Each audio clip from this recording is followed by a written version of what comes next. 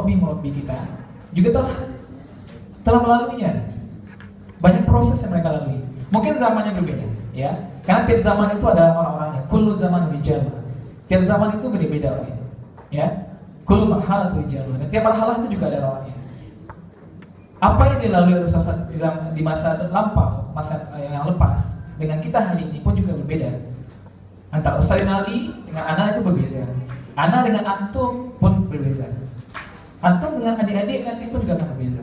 Karena tiap masa itu berbeda orangnya, berbeda rintangannya, berbeda pula ma'rifatul medannya. Istilahnya ma'rifah kita dengan kondisi yang ada, dengan lingkungan yang ada.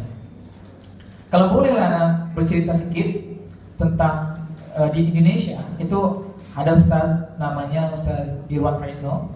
Antum sudah kenal, sudah jumpa kemarin kan? Tak sempat jumpa. Kalau R2P Ratu Padang yang abang-abang dan kakak antum tahun lepas, mereka jumpa dan langsung di ruangan yang sama ketika Elvans memberi tazkirah, ya, di ruangan itu. Di ruangan yang ketika itu juga Anda merasakan luar biasa sekali, ya, ruhnya di situ. Disitulah kita berjumpa dengan saya ketika itu berbincang banyak hal. Beliau itu kuliah, beliau kenal dengan tarbiyah ketika beliau kuliah. Karena zaman masa itu tak banyak orang yang kenal tarbiyah itu dari sekolah. Belum ada sama sekali. Jadi beliau diperkenalkan dengan tarbiyah ketika beliau kuliah di Indonesian University, Universitas Indonesia di Indonesia. Beliau ambil jurusan psikologi dan ketika itu masa itu beliau balik-balik ke Indonesia untuk mengisi usul, untuk mengisi halaqah. Anda bayangkan seorang mahasiswa yang juga masih kuliah, ya, punya tuntutan akademik, dia harus menuntaskan kuliahnya, dia naik bus karena masa itu belum ada ini kapal terbang, ya, naik kapal laut, dan itu dia kena naik bus itu di tengah jalan dan pakai pakaian khusus mahasiswa supaya kosnya tak besar. Kalau orang bayar 1.000, dia bayar 500, macam tuh. Dan itu bagaimana caranya? Dia kena mesti berdiri dari mulai dia naik sampai ke tujuan, destination. Atau bayangkan, kena mesti berdiri. Tak boleh duduk. Kalau duduk, harganya mahal, expensive. Nah, dia mesti berdiri mengisi usul. Dan itu kali-kali pertama di masa itu dibina, ya, generasi awalnya. Masa itu ada Ustaz Mahyilgi Sallallahu yang hari ini alhamdulillah menjadi wali kota di Padang. Itu binaannya mutarabinya Ustaz Iwan. Pas itu ada Ustaz Muslim, ya. Yang jelas syekh-syekhnya lah, penggeraknya di Kota Padang, mungkin kita tak kenal. Itulah orang-orang generasi awal dibina. Dan masa itu anak pun terkejut. Beliau pernah bilang, sebenarnya dakwah di Malaysia itu lebih dulu daripada Indonesia. Ya, dakwah al-ikhwah di Malaysia itu lebih dulu daripada Indonesia. Tapi kenapa boleh di Indonesia itu lebih cepat tumbuhnya dan berkembang? Karena masa di Malaysia ketika itu bila di Malaysia seorang murabbi itu membina 2-3 kelompok, di Indonesia Iwan di satu pekan, 1 minggu beliau membina 21 kelompok. Kita bayangkan macam mana dia bagi waktu. Dan itu dia mesti kuliah, mesti bekerja pula. Ketika beliau selesaikan graduation menjadi sarjana psikologi, beliau ke Padang. Tak lama setelah itu, ya, itu juga kesibukan sudah beristri. Beliau beristri itu tahun kedua, ya, semester 3 beliau beristri. Zaujahnya mahasiswi UI juga, Universitas Indonesia juga, tahun 1 semester 1, di semester 3 adik kelasnya istrinya. Antum bayangkan, mahasiswa, ya kan, membina keluarga, membina rumah tangga, membina keluarga, membina dakwah juga, tarbiyah juga, kuliah juga. Anak pun Aku tak terpikir macam mana boleh macam tu, ya. Dan menghandle 21 kelompok dalam 1 minggu. Kalau itu je kerja kita mungkin boleh, ya, tak ada yang lain ya. Nah, itu je kita, dan digaji, misalnya gitu ya. Nah, dikasih ini insentif ya, ada bayarannya. Tapi ini tak kan? Kenapa? Karena Allah yang membayar. Bayaran Allah lebih mahal, ya, lebih mahal. Subhanallah sekali. Dan Anda coba melakukan hal itu juga, ya. Sampai akhirnya beliau tak lama setelah itu diminta kuliah di Malaysia. Di Malaysia beliau kuliah, beliau S2 S3.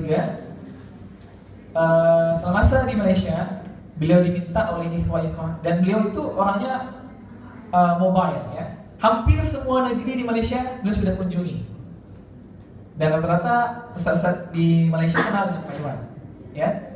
Ustaz besar di Malaysia macam ayahnya Iman, Ustaz Ainul Lutfi, ya, juga Pecikahan, dan semuanya rata-rata kenal. Karena masa itu beliau diperbantukan untuk mengisi dakwah di sini, mengisi dakwah, ya. Sering mengisi dakwah di daerah ke Malaka, ke Negeri Sembilan, macam-macam lah, ya, mengisi dakwah.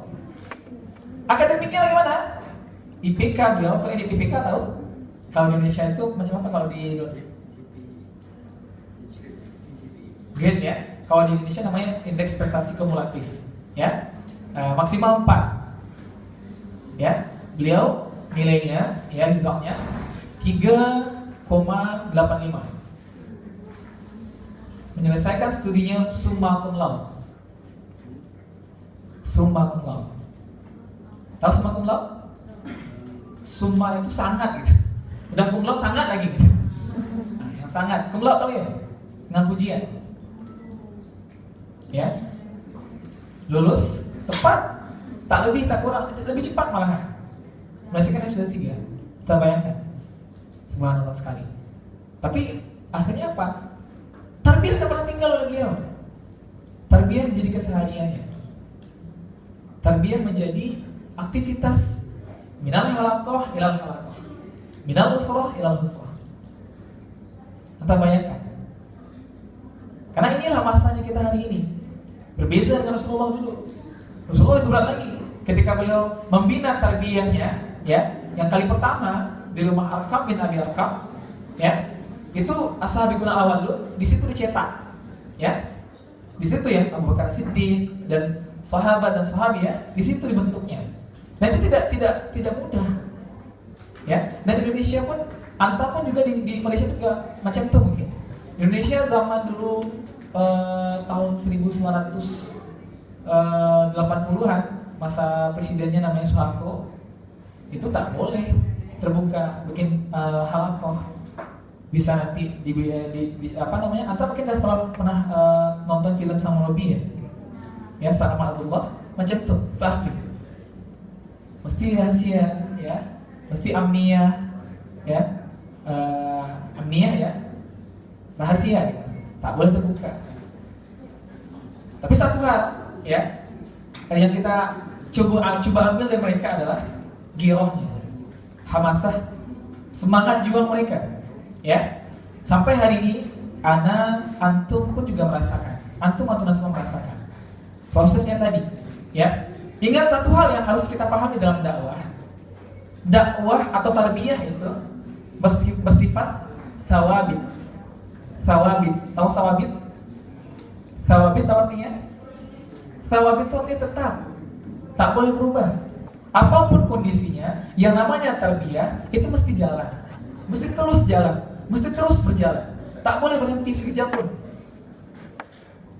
Meskipun sarananya, wasilah ataupun strateginya, caranya, uslub itu bersifat mutaghayyir. Itu bisa berubah-ubah. Ya, makanya ada judul buku Ats-Tsawabit Al-Mutaghayyir, yang tetap dan tak berubah. Maka salah satunya adalah dakwah, tarbiyah. Tarbiyah itu tak boleh berubah apapun kondisinya, meskipun mungkin caranya berbeza dari masa ke masa. Tapi yang namanya tarbiyah itu mesti dan kena berjalan. Apapun kondisinya, harus terus berjalan.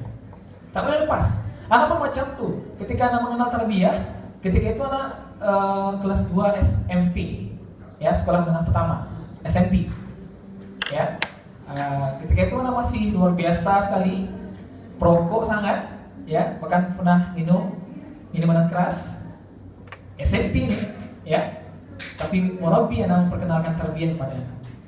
Materi tak banyak yang anda dapatkan, thaqafiyah tak banyak, thaqafah tak banyak yang anda dapatkan, tapi tazkirah luar biasa.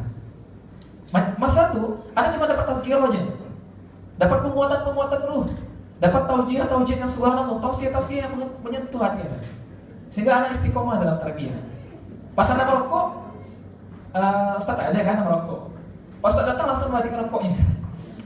Pas halaqah, nafas anda berokok. Sehebat anak menyimpannya pasti ketawa juga. Nafasnya bau. Tapi Ustaz tak pernah antang rokok atau khianati anak. Pergi sana. Tak pernah cakap macam tu. Ya, kenapa merokok tak? Dia menyentuh hatinya. Bagaimana kita membangun ta'liful qulub dalam usrah itu? Mereka dia tak pernah bentak anak, tak pernah menjustifikasi anak, menjudge anak. Begini, atau salah tak pernah. Dia tahu, tapi dia menyentuh dengan soft, bil hikmah. Dengan hikmah dia sentuh. Itu tadi Rasulullah. Begitu juga mengajarkan hikmah dan tazkir, menyentuh. Akhirnya pandai istiqomah dalam tarbiyah, meskipun aktiviti yang tadi masih jalan, ya, merokoknya tetap jalan juga, ya. Likok jalan, merokok juga jalan gitu. Tapi alhamdulillah, ingat satu hal, dalam surah Al-Baqarah pun Allah jelaskan bahwa orang-orang munafik itu mereka tidak akan bisa lama dalam dakwah. Mereka tidak akan bisa lama dalam tarbiyah, dalam Islam. Ya, pilihannya cuma dua saja. Orang munafik itu pilihan cuma dua saja. Kalau dia, pilihan pertama, kalau tak dia itu betul-betul menjadi muslim yang kafah, kalau tak dia akan keluar dalam dakwah, insilatul dakwah. Kenapa? Dia tak akan mampu bertahan, survive dalam waktu yang lama dalam kondisi kemunafikannya.